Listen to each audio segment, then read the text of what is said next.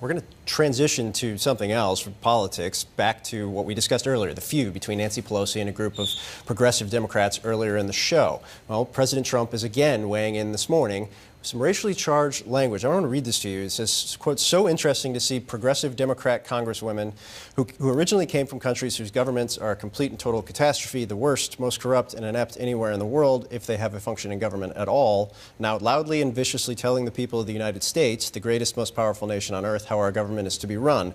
Why don't they go back and help fix the totally broken and crime-infested places from which they came, then come back and show us how it's done?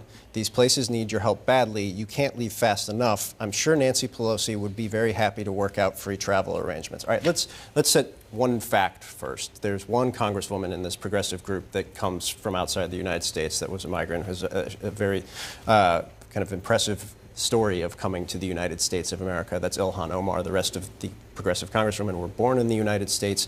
I have no idea what on earth he's talking about, other than it seems very out of line. But Bender, you cover the White House. You understand the president. What? Yeah, I'm not sure. I obviously haven't been sitting here on set while this tweet came out.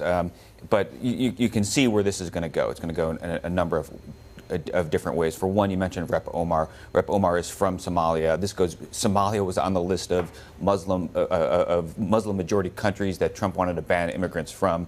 That'll certainly be a part of the story.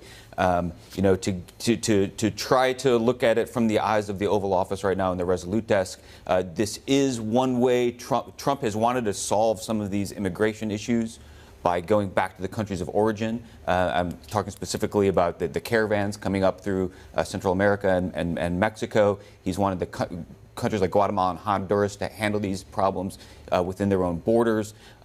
But that is going to be definitely overshadowed by just what you're talking about, the sort of the racially charged aspect here of what sounds like go back where you came from. Yeah, and look, Ilhan Omar is an American citizen. She was elected by the constituents in her district. There are a lot of issues, obviously some that have been problematic inside her own party that she's had, but come on, man.